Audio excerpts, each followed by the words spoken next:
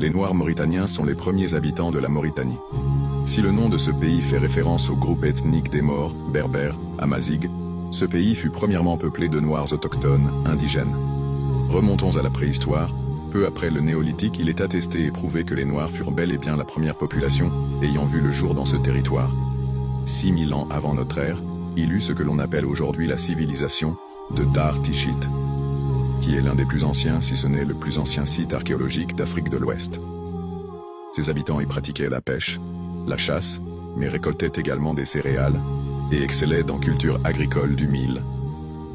Ces primo-habitants que l'on appelle les proto-mandés sont les ancêtres des Soninké et Kagoro, qui furent à l'origine du premier empire d'Afrique noire, l'empire du Ouagadou, appelé également empire du Ghana, et des autres peuplades mandingues et malinké. Les berbères mauritaniens, Amazigh Sanhaja, et les arabes mauritaniens, Banu Hassan, de la faction des Banu Makil, confirment cela, tant bien dans leurs traditions orales que écrites.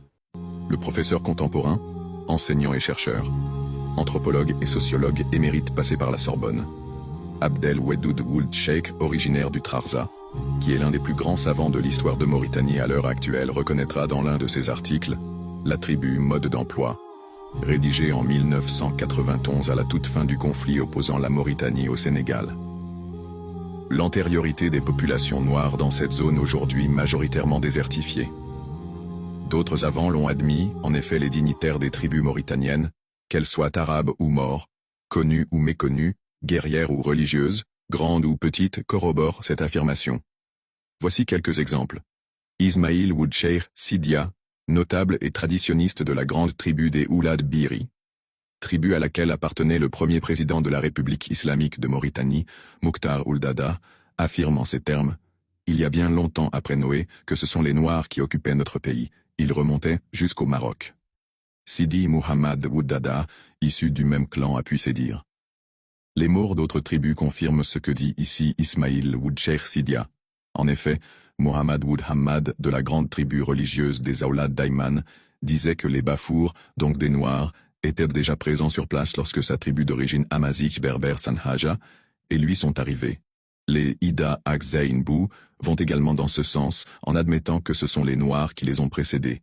Quant au récit des Aoulad Belhassan, ils décrivent une Mauritanie prédésertique, avec des rivières et des villages, habités par des populations noires. Je cite, « Autrefois, il y a environ 2000 ans, la Mauritanie était habitée par des Noirs depuis l'Oued Noun jusqu'à Abdik. Les villages étaient nombreux, et l'on trouve encore leur emplacement dans l'Aukar, dans l'Inchiri et dans le Tiris. À ce moment-là, le pays était loin d'avoir la sécheresse qu'il a aujourd'hui.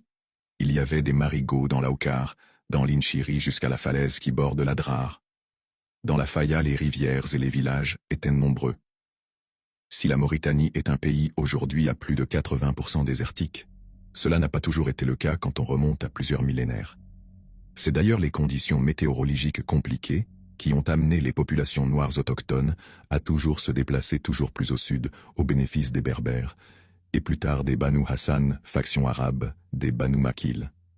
Les Al-Barikallah admettent également que les Noirs étaient les premiers et ils précisent leur emplacement. L'Adrar, l'Aukar, et toutes les régions englobant l'Assaba et le Tagant. Dans cet ouvrage paru en 1931, le Soninké Malamine Tandia, probablement apparenté au Tandia de Kaedi et de Gori, affirme que dans l'ancien temps, les populations noires s'étendaient dans tout le nord mauritanien. Il ajoute en outre que la première capitale des Almoravides Azougis était peuplée anciennement de Noirs, avant que les Berbères Sanadja, des factions Lemtouna et Djoudala ne s'y installent. Il faut retenir que bon nombre de villes mauritaniennes portent aujourd'hui des noms berbérisés ou arabisés, comme ce fut le cas par exemple de la ville de Birou aujourd'hui appelée Oualata, ou encore la ville de Singouédé devenue Chinguetti. Dans un autre ouvrage publié par un consortium de chercheurs en 1979, Introduction à la Mauritanie, édité par l'Institut de recherche et d'études sur le monde arabe et musulman, ainsi que le CNRS. Il est clairement indiqué au paragraphe 115 de la page 33 que ce furent les nomades berbères qui migrèrent vers le sud, remplaçant les éleveurs sédentaires noirs déjà présents. C'est ce qu'affirmera d'ailleurs le professeur Oumar Kane dans son ouvrage « La première hégémonie Peul », qui relate l'histoire des Peuls et des populations ayant cohabité au Fouta. Peu après, il est dit Le tableau ethnique de la Mauritanie pendant la protohistoire est donc net.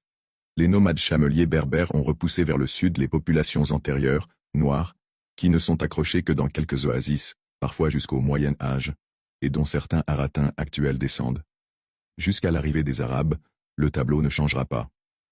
C'est ce qu'affirmera d'ailleurs le professeur Oumar Kane dans son ouvrage « La première hégémonie Pearl », qui relate l'histoire des Peulhers et des populations ayant cohabité au Fouta.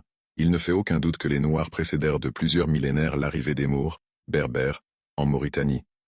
Ils précédèrent également les Arabes, qui ne sont venus dans cette zone qu'à partir du XVe siècle.